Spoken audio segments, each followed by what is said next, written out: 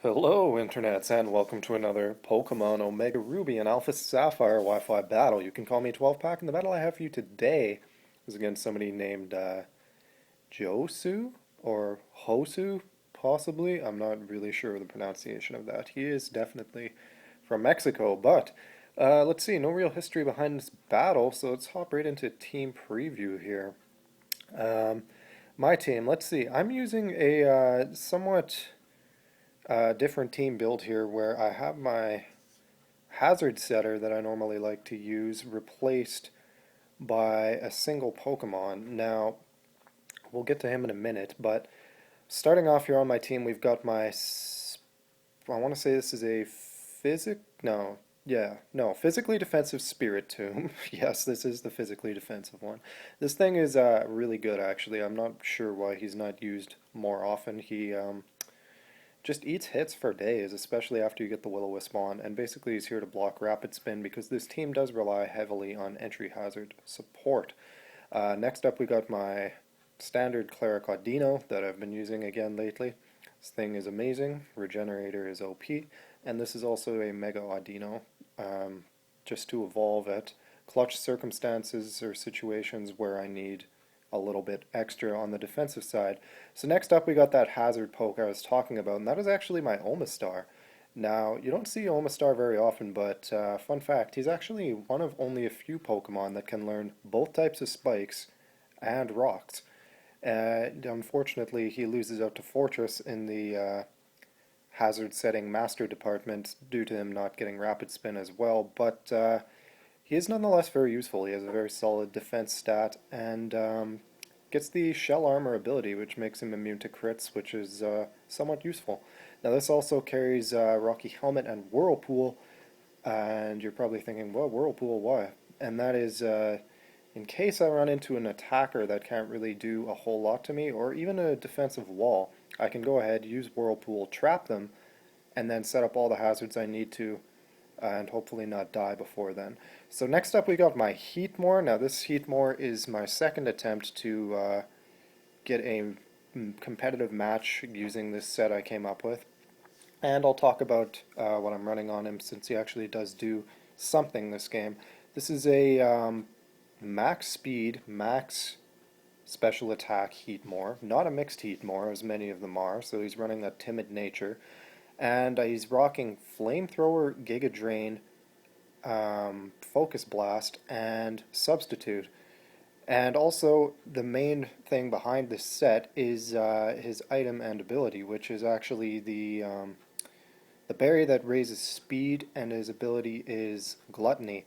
So once I get to 50% HP, which is usually after I switch in from rocks and then use a substitute, that speed berry will activate and I can potentially clean up with my decent special attacking stat.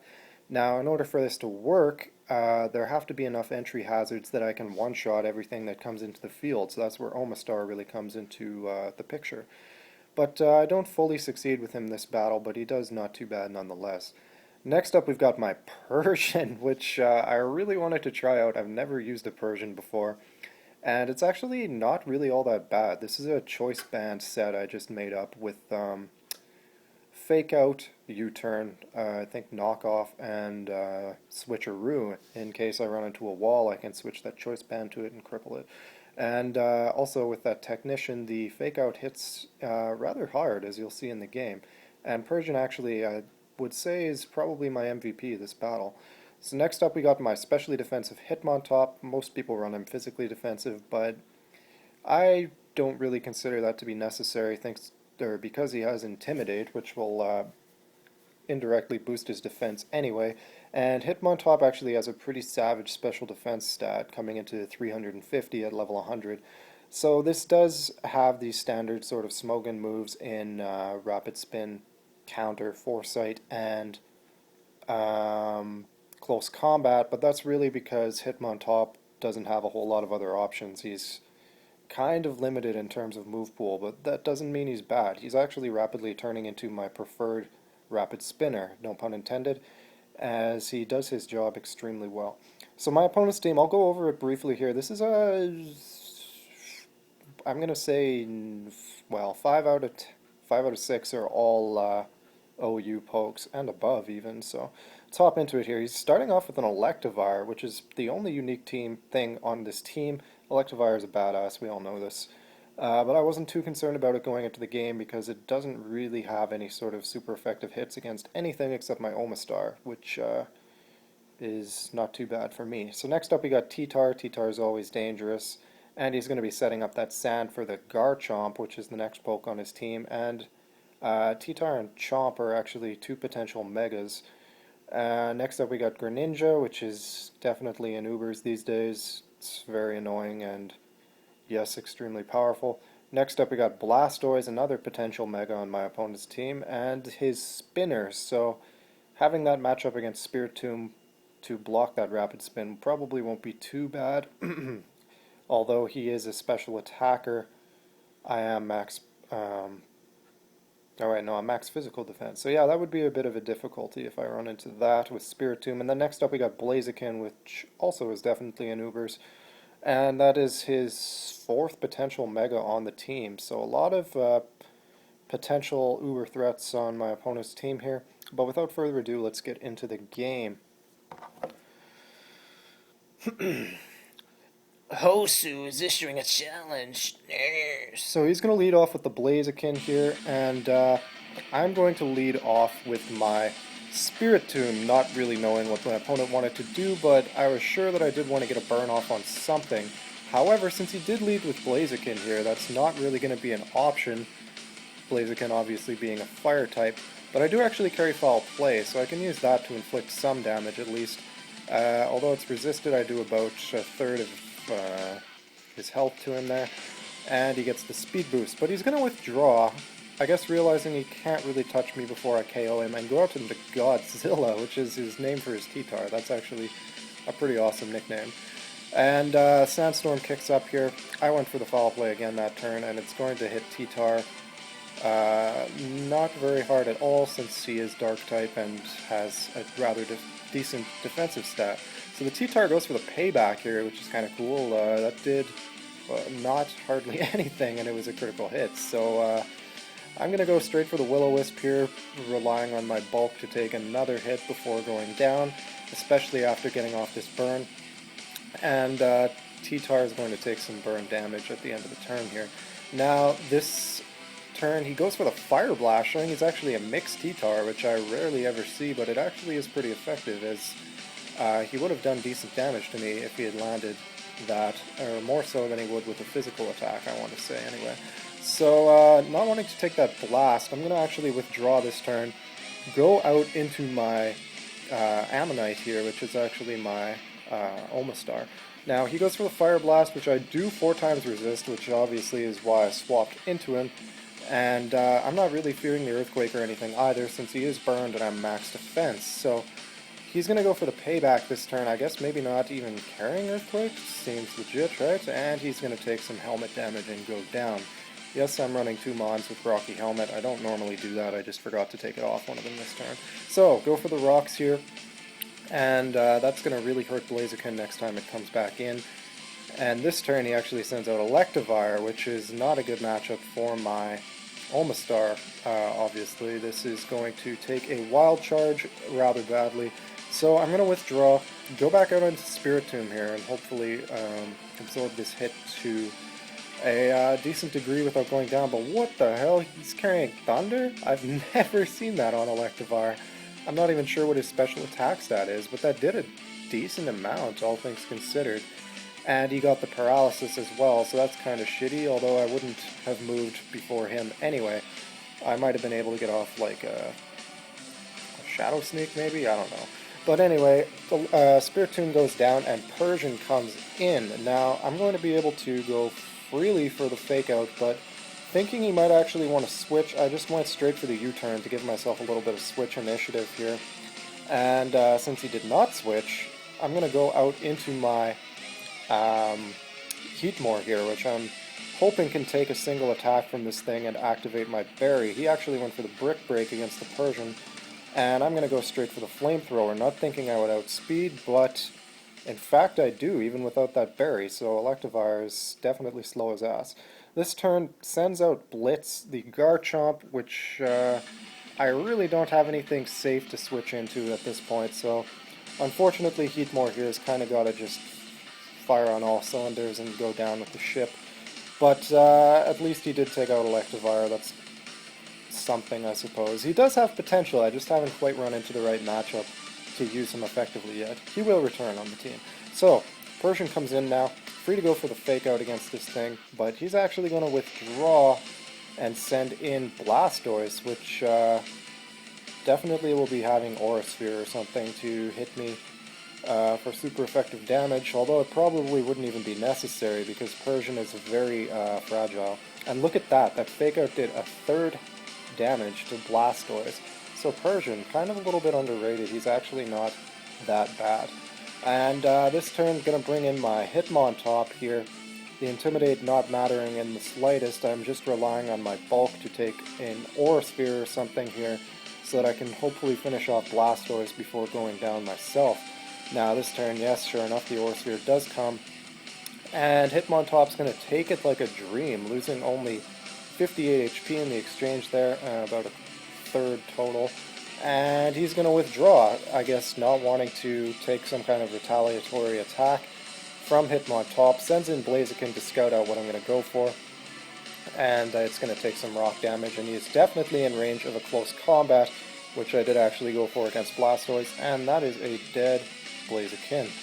Now, I lose one stage of attack and defense, which is less than ideal because if Blastoise does come back in now, he has the potential to one-shot me off a critical hit or undo like 90% of my remaining health if he does go for Aura Sphere, but actually Greninja comes in now, and that's almost equally as bad because a Scald is definitely going to hurt in addition to crippling my attack if he gets that burn off.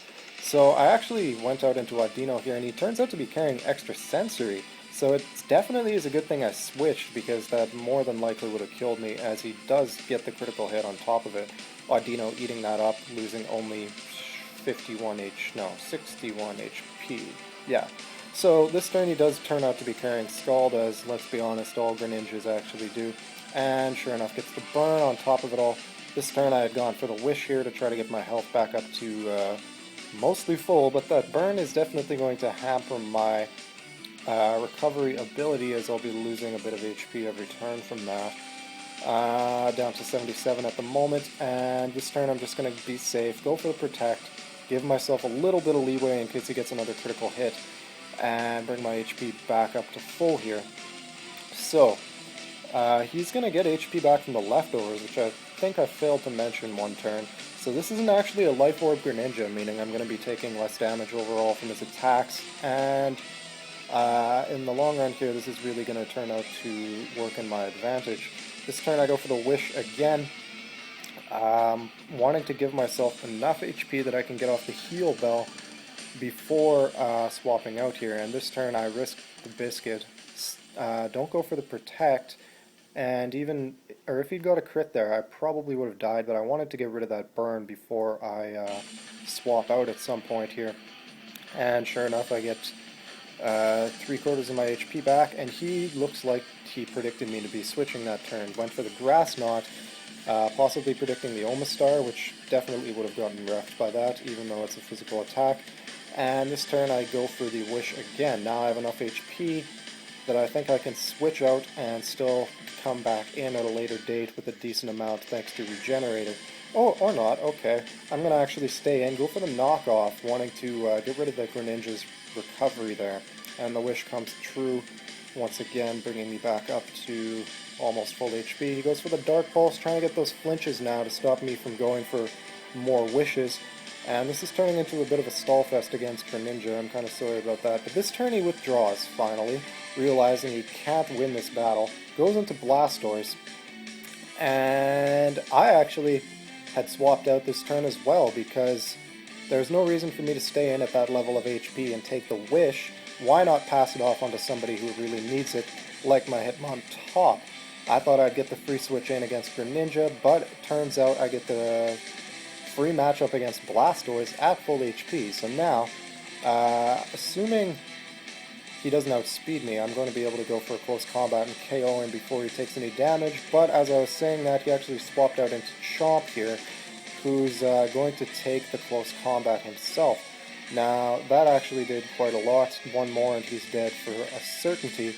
But I didn't get the Intimidate off on Garchomp, so there's a rather high chance that he's going to be able to KO me now with an Earthquake or something of the sort, due to me being at -1 defense after that close combat. So I'm going to switch out here, needing my Hitmontop for Blastoise, go out into my Omastar here, and he actually went full cylinders, fired out with the Outrage. I guess he didn't think he'd be able to drop Hitmontop with an Earthquake, so he just went balls out and went for the Outrage, which worked great for me because now he can't actually change his move to Earthquake, and he's taking damage from the Rocky Helmet, as I basically get a free turn to sit here with Omastar and get up some additional entry hazards, and I'll throw down some spikes here. So Omastar is basically done for though, because Greninja's going to come in now, and I have like no HP left, so I'm going to just stay in, I think, and take this and go down with the ship. And here comes the Grass Knot. I guess I could have swapped out into Hitmontop there, got the Intimidate, and taken the Grass Knot with minimal damage, and I guess he forgot I had Rocky Helmet there. He could have finished me with Scald or something, but for some reason he did go for the Knot. And I'm going to bring in Persian, hoping that he's at low enough HP that a Fake Out will kill. And I was actually extremely surprised Greninja didn't die there. I'm going to have to be forced to withdraw because there's no way I'll take an attack from that thing. Go out into Hitmontop and hope that Hitmontop himself can take a couple attacks. He's going to go for the Scald. That's definitely going to hurt me a fair amount, I think. JK, that only did like 37 damage, so Hitmontop really proving the extent of his bulk in that turn. And this turn he actually goes for the extra sensory, which is going to be super effective. But since I'm not at -1 for defense or special defense, I eat it up. I would have been able to take one more before going down. Go for the close combat, finish off Greninja. I might have been able to take him out with a rapid spin there to avoid the defense and special defense drop, but I couldn't risk him living really because I still need I still need a free switch in to get my Persian's Fake Outs to reset to fight this Blastoise, which has proved already that he can actually outspeed me. So this turn I did go for the close combat, but since he's faster and I'm at -1 defense, that's going to be the end of Hitmontop, who gets obliterated by Aura Sphere. However, he basically has nothing left to do against this Persian, which is going to come in now and is free to go for the Fake Out, which will KO Blastoise. And with that, that's the game. I think that was a, what, a 3-0 for me? I had Audino. No, I just had Audino and Persian left, so that was a 2-0. A pretty good game, actually. I was honestly kind of impressed that I won that matchup, considering what my opponent had on his team. And yeah, the star of that show for me, anyway, is definitely my Persian putting in the finest of work, killing Greninja, Blastoise, and I think he got one other one too, but I'm not 100% sure. And I didn't even need to use Switcheroo to cripple any walls because my opponent didn't have any walls. That was an all-out offensive team. So Persian will definitely return for some hopeful Switcheroo antics there. And I'm definitely going to be altering my team around a little bit more for the next battle. It'll be hard not to want to bring Hitmontop because Hitmontop is amazing. But yeah, my Ghost type is definitely going to see some changes, as well as perhaps my Cleric and Spinner.